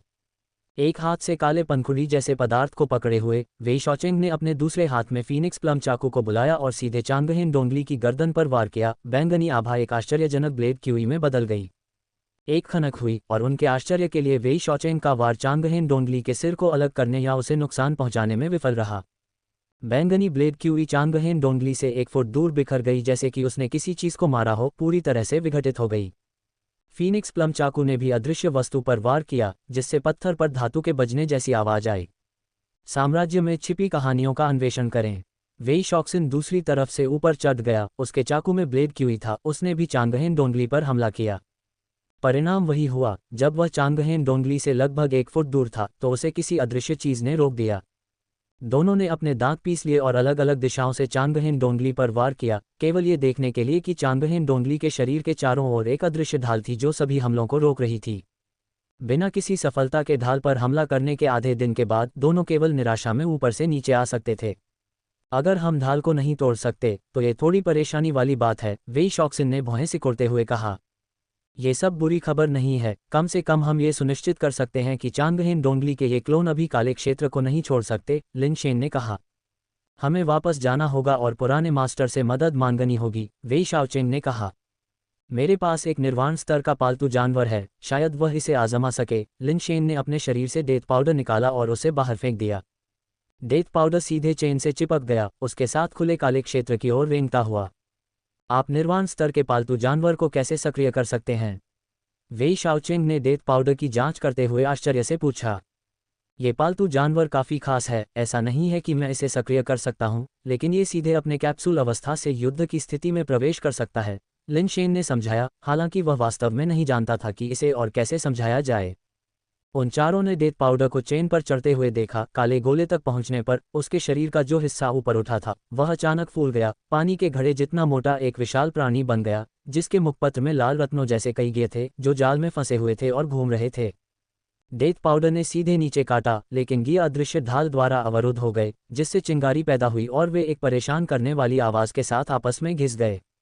डेथ पाउडर के शरीर की विशेषता की ताकत के बावजूद यह अदृश्य कवच को तोड़ नहीं सका और इसका विशाल मुखपत्र बाहर से अवरुद्ध था। जैसे ही हर कोई कुछ हद तक निराश हो रहा था, उन्होंने डेथ पाउडर के मुंह से एक भयावह लाल चमक निकलती देखी। लगभग अविनाशी अदृश्य ढाल को चमकते लाल गियर ने तुरंत टुकड़े टुकड़े कर दिया। अगले सेकंड में डेथ पाउडर ने चांगहेन को निगल लिया। डोंगली जो काले गोले के अंदर बैठा था, चांगहेन डोंगली का शरीर डेथ पाउडर के घूमते गियर द्वारा एक पल में कुचल दिया गया, उसके पेट में समा गया। वेई शाओचेंग और वेई शॉक्सिन ने अचंभित होकर देखा, फिर खुशी से फूट पड़े, क्या भयानक पालतू जानवर है, अब उम्मीद है। चांगहेन डोंगली को निगलने के बाद डेथ पाउडर अपने मूल रूप में वापस आ गया और रस्सी से नीचे रेंगने लगा। हम काले गोले को खोलने के लिए मोतियों को वापस लाएंगे और आप अपने पालतू जानवर से उन लोगों को मरवाएंगे, वेई शॉक्सिन ने मशरूम वन की ओर भागते हुए कहा। लिन शेन और अन्य लोग सावधानी से कुछ मोतियों को वापस ले जाते हुए पीछे पीछे चले गए। उन्होंने सहयोग किया। लिन शेन और वेई वुफू ने मोतियों को वापस लाने की जिम्मेदारी ली, जबकि वेई शाओचेंग और वेई शॉक्सिन ने मोतियों का उपयोग करके काले गोले को खोलने के लिए जंजीरों पर चढ़ गए। जैसे ही काला गोला खोला जाता, डेथ पाउडर अंदर घुस जाता, अंदर मौजूद चांगहेन डोंगली को कुचल देता और उन्हें अपने पेट में निगल जाता। काले गोले के अंदर मौजूद चांगहेन डोंगली चाहे पूर्ण विकास की कमी के कारण या किसी और कारण से इतनी हलचल के बावजूद नहीं जागे, उनमें से हर एक को डेथ पाउडर ने कुचल दिया और खा लिया। True extreme slaying evil death light के साथ डेथ पाउडर एक सर्व विनाशकारी श्रेड की तरह था। अविश्वसनीय रूप से कठोर ढाल इसके गियर के नीचे ढह गए, एक ऐसा बल जो इतना विनाशकारी था कि इसने वेई शाओचेंग और वेई शॉक्सिन को ठंड का एहसास कराया। डेथ पाउडर की भूख एक रहस्यमय अस्तित्व की तरह थी। इतने सारे चांगहेन डोंगली को निगलने के बावजूद इसने भरा हुआ होने का कोई संकेत नहीं दिखाया। इसका पेट एक अथाह रसातल जैसा लग रहा था। वेई शाओचेंग ने एक और काला गोला खोला, लेकिन फिर एक आश्चर्यचकित विस्मयकारी उद्गार निकाला, ये क्लोन थोड़ा अलग लगता है। मोती को वापस ले जाते हुए लिनशेन और वेई वुफू उस काले गोले को देखने से खुद को रोक नहीं पाए जिसे वेई शाओचेंग ने लालच देकर खोला था। खुलते हुए काले गोले के भीतर एक क्लोन था जो चांगहेन डोंगली जैसा दिखता था। हालांकि इस चांगहेन डोंगली को अन्य क्लोनों से अलग करने वाली बात यह थी कि इसका हेलमेट और कवच काला था। इसके अलावा कवच और हेलमेट पहले से ही जुड़े हुए थे, जो काले कवच में चेहरे को छोड़कर उसके लगभग पूरे शरीर को ढक रहे थे। चेहरे पर भी कवच के कुछ हिस्से दिखाई दिए थे, हालांकि अभी तक पूरे नहीं हुए थे, जो चांगहेन डोंगली के चेहरे को ढांकते हुए एक खुले काले तितली के मुखौटे जैसा था। ये देखकर लिनशेन ने डेथ पाउडर को वापस जाने दिया, वह थोड़ा खास है, उसे अभी मत छुओ। वेई शाओचेंग ऊपर से नीचे आया, एक मोती लिया और दूसरे काले गोले को लुभाने चला गया। कई लोगों ने डेथ पाउडर के साथ मिलकर एक के बाद एक ऐसे जीवों को निगला जो संभवतः चांगहेन डोंगली के क्लोन थे। कई घंटों के बाद डेथ पाउडर ने लगभग 300 क्लोन खा लिए थे, जो कुल क्लोनों की संख्या का केवल 1/3 था, जिससे कई सौ काले गोले अभी भी खुले नहीं थे। हालांकि डेथ पाउडर थोड़ा ज्यादा भरा हुआ लग रहा था, जो तुरंत अपने सामान्य आकार में वापस आए बिना अपनी विशाल अवस्था को बनाए रखता था। चलो थोड़ी देर आराम करते हैं, डेथ पाउडर थोड़ा ज्यादा भरा हुआ है और इसे पचने में समय लगता है। लिनशेन ने वेई शाओचेंग और वेई शॉक्सिन को आवाज दी, जो काले गोले को लुभाने के लिए उत्सुक थे। उन चारों ने नीचे आराम किया, डेथ पाउडर द्वारा अतिरिक्त भोजन को पचाने की प्रतीक्षा की। भाग्यशाली है कि आपके पास ऐसा पालतू जानवर है, इसे हमारा महान उद्धारकर्ता माना जा सकता है। वेई शाओचेंग ने एक तरफ गतिहीन पड़े डेथ पाउडर को देखते हुए अच्छे मूड में कहा। ये पालतू जानवर किस तरह के ग्रह से आया है और क्या हम और भी ऐसे पा सकते हैं? वेई शॉक्सिन ने पूछा, अपने लिए नहीं बल्कि यह महसूस करते हुए कि इस तरह के पालतू जानवर के साथ भूमिगत अंतरिक्ष में कई समस्याओं को आसानी से हल किया जा सकता है। यह एक पालतू जानवर है जिसे मैंने अपने ग्रह पर प्राप्त किया है और मैंने इसे निर्वाण स्तर तक बढ़ा दिया है। लिनशेन ने डेथ पाउडर की उत्पत्ति के बारे में संक्षेप में बताया। यह हमारे ग्रह से एक विदेशी प्राणी निकला और इसके अलावा यह एक ऐसा प्राणी है जो विकास की प्रक्रिया में मर गया और फिर से जीवित हो गया। वास्तव में एक विसंगति है, वेई शॉक्सिन ने सुनने के बाद कहा। बूढ़े आदमी ने कहा कि आप महान भाग्य वाले व्यक्ति हैं। वास्तव में वह गलत नहीं था। लिनशेन ने एक व्यंग्यात्मक मुस्कान दी और अपना सिर हिलाया। इसे मेरा भाग्य कहने के बजाय ये कहना बेहतर है कि मैं भाग्यशाली रहा हूं कि मेरी सहायता करने के लिए आपके जैसे कई महान लोग हैं। तथाकथित भाग्य इन महान लोगों द्वारा लाया गया भाग्य है। उनके बिना मेरे जैसा आलसी और चंचल व्यक्ति बस एक साधारण नश्वर होगा। लिनशेन ने दिल से कहा, डेथ पाउडर की तरह अगर यह उसके परिवार के भंडारण में नहीं होता और अगर वह लिन परिवार का 5वां बेटा नहीं होता तो वह इसे कैसे प्राप्त कर सकता था? शायद उसे इसे देखने का मौका भी नहीं मिलता। लिनशेन को हमेशा लगता था कि आज उसकी उपलब्धियां ज्यादातर महान लोगों की मदद के कारण हैं। वह बस बहाव के साथ बह रहा था। अगर वे ही नहीं होते तो शायद वह आज तक जीवित नहीं रह पाता, नहीं वह अपनी वर्तमान स्थिति में विकसित होने के लिए प्राइमवल अंडे का उपयोग कर पाता। तियानजुन के बिना शायद वह अभी भी विशालकाय रिंग स्टार पर जीवित रहने के लिए संघर्ष कर रहा होता, संभवतः जिमेन स्वॉर्ट्समैन से बेहतर स्थिति में नहीं। खुद को छोटा मत समझो। दूसरे लोग तुम्हें जो भाग्य देते हैं, अगर तुम उसका सामना कर सकते हो तो इसका मतलब है कि तुम्हारे पास क्षमता है और तुम इस भाग्य को झेलने के योग्य हो। दुनिया में बिना कारण के कोई भाग्य नहीं है। यदि आप इसे सहन कर सकते हैं तो यह आपकी नियति है। यदि आप नहीं कर सकते तो यह आपकी नियति है। वेई शाओचेंग ने हंसते हुए कहा, मेरे वेई परिवार को भी महान लोगों ने मदद की है और अतिरिक्त भाग्य के साथ हम मुश्किल समय में जीवित रहने में सक्षम हैं। हालांकि इसका मतलब 200 से अधिक वर्षों तक भूमिगत स्थान की रक्षा करना था और यही हमारी नियति है। किस सम्मानित परोपकारी ने वेई परिवार की सहायता की है? लिनशेन ने कुछ जिज्ञासा के साथ पूछा। वेई शाओचेंग ने जो कहा उससे ऐसा लग रहा था कि तियानचेंग में वेई परिवार की स्थापना में जो दिख रहा था उससे कहीं अधिक था।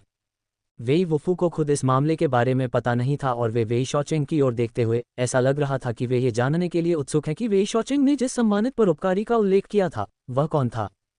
200 साल से भी पहले एक अंतरिक्ष यान दुर्घटनाग्रस्त हो गया था और तियानचिन उप अंतरिक्ष के इतने करीब होने के कारण सबसे ज्यादा तबाही झेलने वाले स्थानों में से एक था, अगर सबसे बुरा नहीं।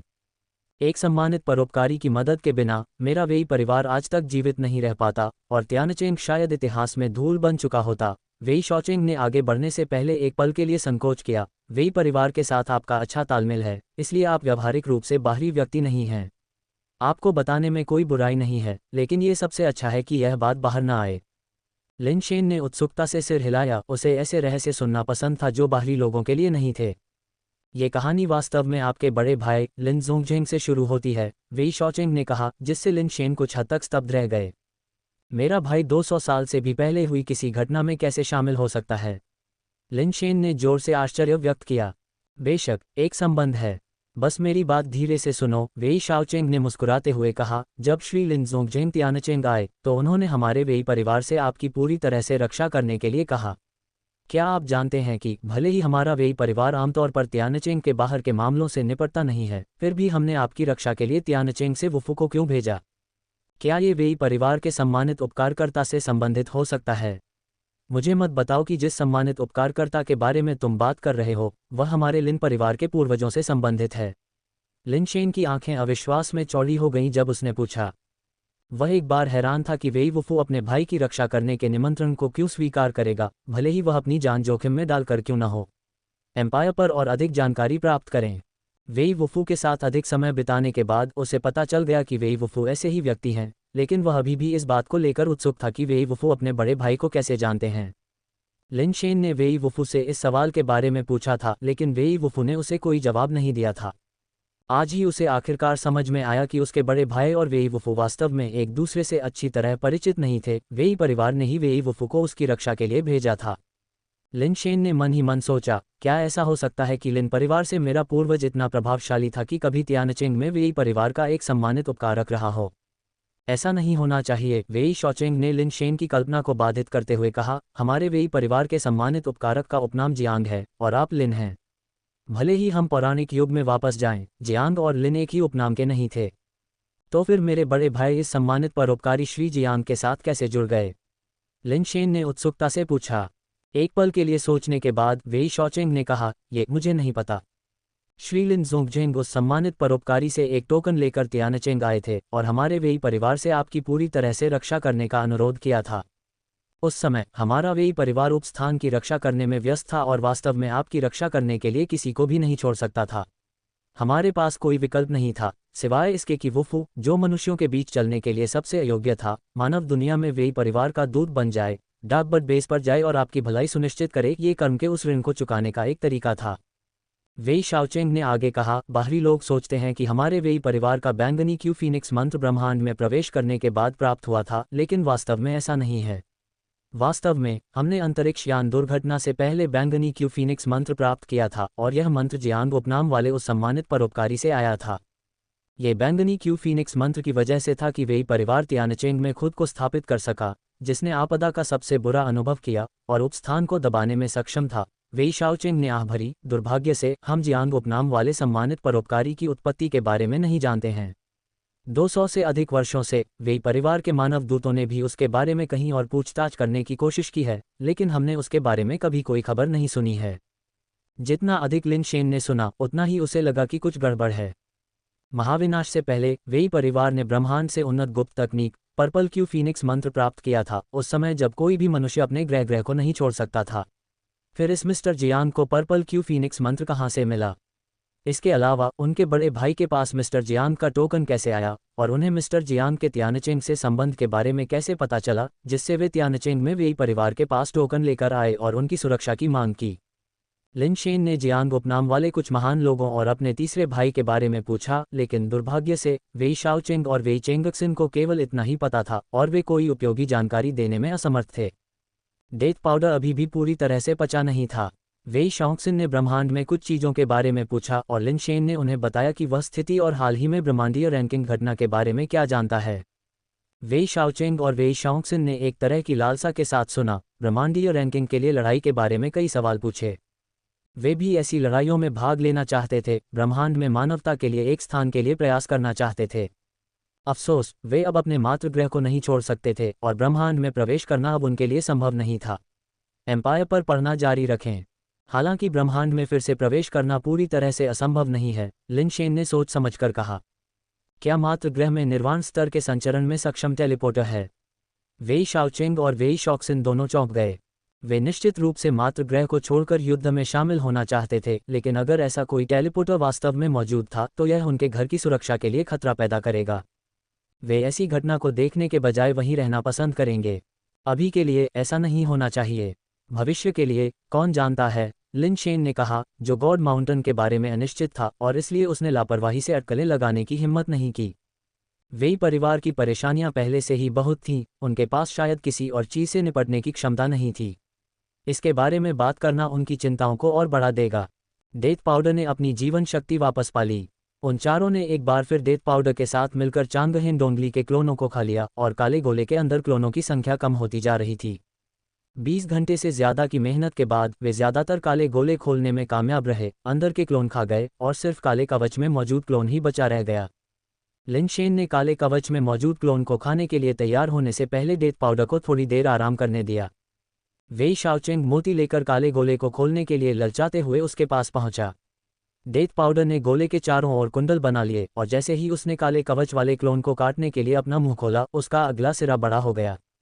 अदृश्य ढाल टूट गई और जैसे ही डेथ पाउडर गोले के अंदर क्रॉस लेग करके बैठे क्लोन को निगलने वाला था, उसका रूप अचानक जम गया। लिन शेन की पुतलियां तेजी से सिकुड़ गईं। उसने देखा कि काले कवच वाले क्लोन ने हाथ ऊपर उठाया, हथेली ऊपर की ओर, डेथ पाउडर के मुंह के निचले हिस्से को सहारा दिया और डेथ पाउडर के सिर को जोर से पकड़ा ताकि वह नीचे न जाए और क्लोन को न खा जाए। उस क्लोन को वाकई कोई समस्या है, वेई शाओक्सिन ने कहा। धमाका। देखने वालों ने केवल ये देखा कि अपनी हथेली के एक जोरदार धक्के से काले कवच वाले क्लोन ने डेथ पाउडर के शरीर को हवा में उछाल दिया, उसे चेन से फेंक दिया और नीचे गिर गया। हालांकि डेथ पाउडर में उड़ने की क्षमता थी, लेकिन भूमिगत स्थान में उड़ान विरोधी प्रतिबंध था। हवा में उड़ने में असमर्थ डेथ पाउडर सीधे जमीन पर जा गिरा, जिससे एक बड़ा गड्ढा बन गया और पूरी घाटी एक पल के लिए कांप उठी।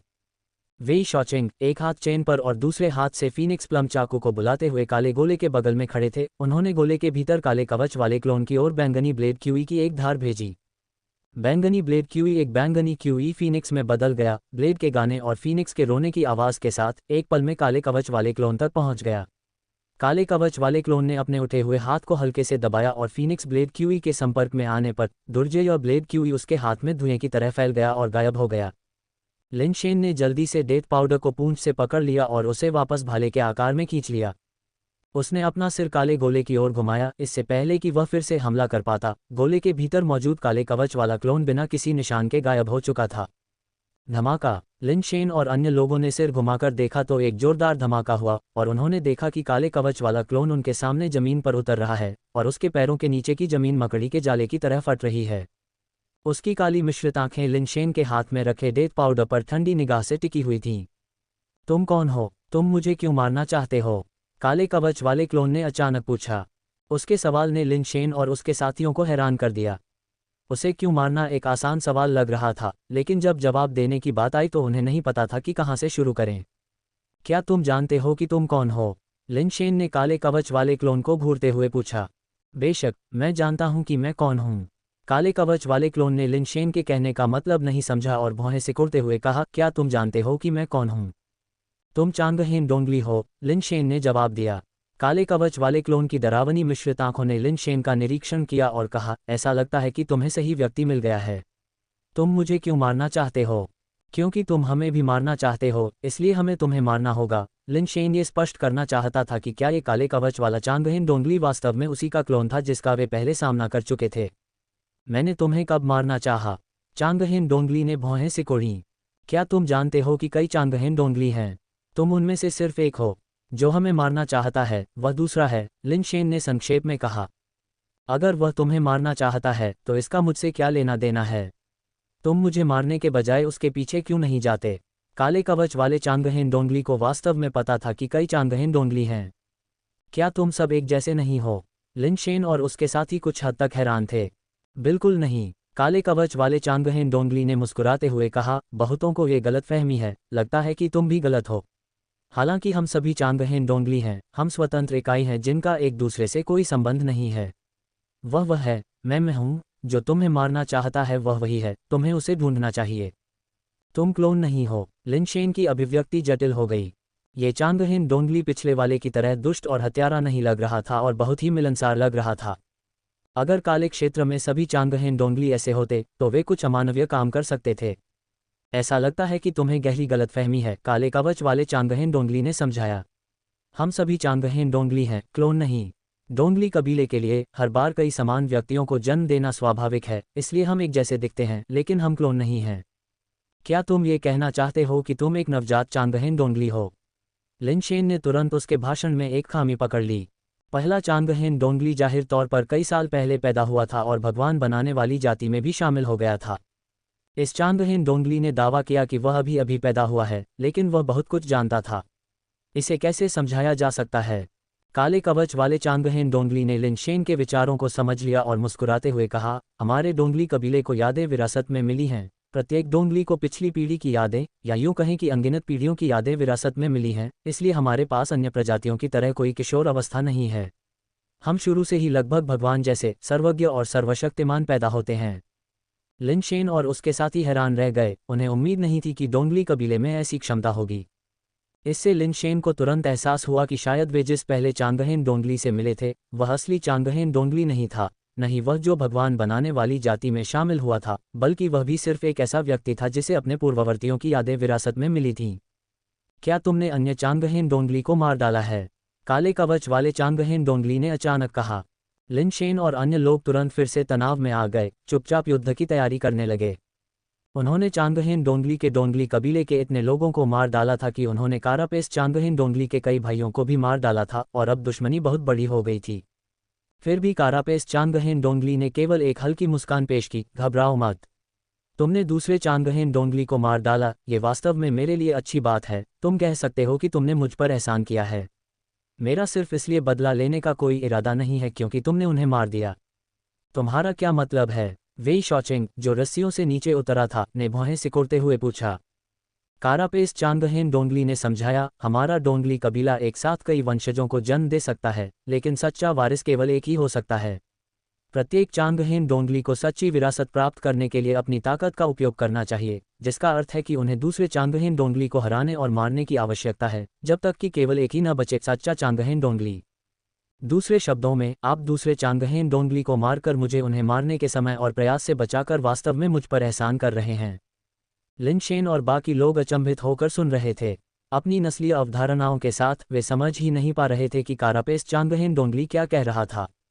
अपना आभार व्यक्त करने के लिए मैं आपको चुकाने के अपने तरीके के रूप में मार डालूंगा, कारापेस चांगहेन डोंगली के एक और कथन ने उन्हें फिर से चकित कर दिया।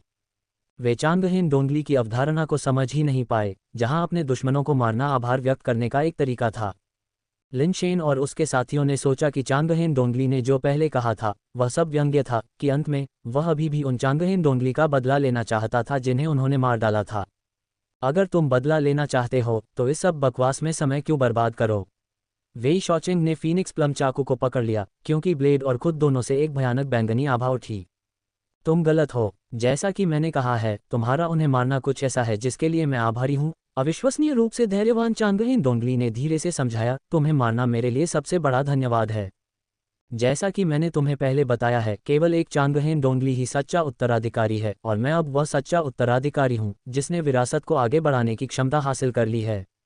लेकिन हमारे डोंगली कबीले में हमारे वंश को आगे बढ़ाने का एक बहुत ही मुश्किल तरीका है। इसके लिए मेजबान के रूप में अन्य प्रजातियों की आवश्यकता होती है।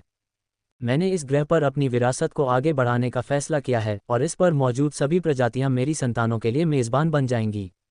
हर प्राणी के भीतर एक विरासत का बीज होगा जो आपके शरीर के अंदर जड़ जमाएगा, अंकुरित होगा और धीरे धीरे ऊर्जा को अवशोषित करेगा जब तक कि मेजबान पूरी तरह से खत्म न हो जाए। एक मेजबान के रूप में आप पाएंगे कि जीना बेहद दर्दनाक हो जाता है। आप अभी भी खा सकते हैं और सोच सकते हैं, लेकिन आप अपने भीतर बढ़ते विरासत के बीज के बारे में जानते होंगे। जब यह आपके शरीर को खा रहा होगा तो पीड़ा महसूस करेंगे और इसकी जड़ों को अपने मांस और हड्डियों में घुसने की पीड़ा को सहन करेंगे। ऐसा दर्द लगभग असहनीय है। साम्राज्य पर नवीनतम कहानियां पढ़ें। उस समय तक भले ही आप मरना चाहें, लेकिन आपके पास अब अपनी जान लेने की क्षमता नहीं होगी और आप केवल तब तक एक लंबी पीड़ा से पीड़ित हो सकते हैं जब तक कि आप जीवित न हो जाएं। इसलिए आपको मारकर, आपको मेज़बान बनने से रोककर और आपको उस अमानवीय पीड़ा से बचाकर मैं आपका उपकार चुका रहा हूँ। लिन शेन का चेहरा बेहद गंभीर हो गया। उसने कभी नहीं सोचा था कि ब्रह्मांड में कहीं ऐसी दुष्ट जाति हो सकती है जो इतने क्रूर तरीके से प्रजनन करती है। समूह ने एक दूसरे को देखा और सभी ने एक साथ अपनी ताकत का इस्तेमाल किया और कारपेस चांगहेन डोंगली पर हमला बोल दिया। वेई शाओचेंग और वेई शॉक्सिन की ब्लेड क्यूई, एक बाईं ओर और एक दाईं ओर, दो बैंगनी क्यूई फीनिक्स में बदल गई और चांगहेन डोंगली पर वार किया। लिन शेन के हाथ में डेथ पाउडर भी चांगहेन डोंगली पर वार करने वाले भाले की तरह था, जिसके भाले की नोक से प्रकाश की एक बैंगनी किरण निकल रही थी, जो अविश्वसनीय गति से आगे बढ़ते हुए वेई शाओचेंग और वेई शॉक्सिन की फीनिक्स ब्लेड क्यूई से पहले ही कारपेस चांगहेन डोंगली तक पहुंच गई। कारपेस चांगहेन डोंगली ने एक हाथ उठाया और डेथ पाउडर द्वारा दागी गई true extreme slaying evil death light की किरण का सामना करते हुए प्रकाश की एक काली किरण दागी। अंतरिक्ष में काली और लाल प्रकाश किरणों के टकराव के परिणामस्वरूप परस्पर विनाश हुआ तथा किसी को भी कोई लाभ नहीं हुआ। उसके दूसरे हाथ ने बारी बारी से हथेलियां और बैकहैंड्स को फीनिक्स ब्लेड क्यूई पर मारा। एक के बाद एक उसने ब्लेड क्यूई को धुएं की तरह बिखेर दिया। ऐसा लग रहा था जैसे वेई शाओचेंग और उनकी टीम ने जो कुछ भी किया था वह आश्चर्यजनक बैंगनी गहरा क्यूई नहीं था, बल्कि केवल धुंध का एक झोंका था। हर कोई बहुत हैरान था। काले कवच में ये चांगहेन डोंगली उससे भी अधिक शक्तिशाली था, जिसके साथ उन्होंने पहले लड़ाई की थी, और वह भी मामूली अंतर से नहीं। लिन शेन ने तुरंत डेथ पाउडर फेंका, जो लाल बत्ती के पीछे चांगहेन डोंगली की ओर बढ़ा। वेई शाओचेंग और वेई शॉक्सिन भी आगे बढ़े, डेथ पाउडर के साथ चांगहेन डोंगली पर हमला किया। डेथ पाउडर, दो निर्वाण स्तर के पावरहाउस के साथ, आश्चर्यजनक रूप से चांगहेन डोंगली के खिलाफ ऊपरी हाथ पाने में असमर्थ थे। चांगहेन डोंगली वहीं खड़ा था, एक हाथ से डेथ पाउडर को संभाल रहा था और दूसरे हाथ से वेई शॉचेंग और उसकी टीम को, उसके पैर बिना हिले, उनके सभी हमलों को रोक रहे थे। लिन शेन ने पहले ही इनहेरिटेंस फैन को बुला लिया था और बार बार चांगहेन डोंगली की ओर पंखा जल रहा था, जिसमें स्वे स्टाइल और फोल्डिंग स्टाइल दोनों सक्रिय थे, क्योंकि रहस्यमय लाइट पैटर्न चांगहेन डोंगली पर उतरा था। वेई वुफू ने व्हाइट रोब लाइफ बेस भी पहना था, उसके चारों ओर एक अदृश्य आभा फैल रही थी, उसका लबादा बिना किसी हवा के हिल रहा था। वे आगे नहीं बढ़े क्योंकि उनकी गति निर्वाण स्तर की लड़ाई की तीव्रता के साथ नहीं चल सकती थी। जल्दी से आगे बढ़ना मदद से ज्यादा बाधा बन सकता था। तीन कमजोर करने वाले कौशल चांगहेन डोंगली पर उतरे, जिसने तुरंत उसकी गति और ताकत को काफी कम कर दिया। लिन शेन ने फिर म्यूटेटेड जेड एक्सक्विजिट को बाहर निकाला और चांगहेन डोंगली को कमजोर करने के लिए base talent suppressing mountains and river का उपयोग करने की योजना बनाई। लेकिन इससे पहले कि वह म्यूटेड जेड एक्सक्विजिट को सप्रेसिंग माउंटेन्स एंड रिवर को सक्रिय करने का आदेश दे पाता, उसने चांगहेन डोंगली के काले कवच से काली चमक उठती देखी। फैन डांस कौशल, जो लगभग कभी किसी शिकारी से नहीं मिला था, अपने दुश्मन से भिड़ गया था। काले कवच पर अंकित रहस्यमय प्रकाश पैटर्न उस काली चमक में तेजी से घुल रहा था, अंततः बिना किसी निशान के गायब हो गया। लिन शेन के चेहरे का रंग सदमे में उड़ गया। ये पहली बार था जब उसका फैन डांस कौशल विफल हुआ था। चांगहेन डोंगली तेजी से आगे बढ़ा और जबकि वेई शाओचेंग और वेई शॉक्सिन पहले से ही काफी तेज थे, वे चांगहेन डोंगली की तुलना में सुस्त लग रहे थे। धमाका! चांगहेन डोंगली ने एक एक हथेली से वेई शाओचेंग और वेई शॉक्सिन की छाती पर वार किया, जिससे वे एक साथ उड़ गए। वेई शाओचेंग और वेई शॉक्सिन पहाड़ की दीवार से टकरा गए, उनके मुंह से खून निकलने लगा। उनकी छाती पर कवच ने हथेली के आकार की कमी दिखाई, जैसे कि उसका एक हिस्सा हवा में गायब हो गया हो। ये क्षमता! Black cap mushroom king! Lin Shen आंतरिक रूप से और भी अधिक चौंक गया। उसने पहले भी यह क्षमता देखी थी। ये वास्तव में ब्लैक कैप मशरूम किंग था जिसने इस चाल का इस्तेमाल किया था। उस समय लिन शेन इस क्षमता से चकित था और अब इसे फिर से देखकर ये लगभग दुर्गम लग रहा था। केवल डेथ पाउडर से true extreme slaying evil death light ही चांगहेन डोंगली की क्षमता का मुकाबला कर सकती थी, लेकिन वह भी केवल मुकाबला था। एक लाल और एक काला, दो चमकें आपस में टकरा गईं और आकाश में विलीन हो गईं, पल भर के लिए एक दूसरे को मात देने में असमर्थ।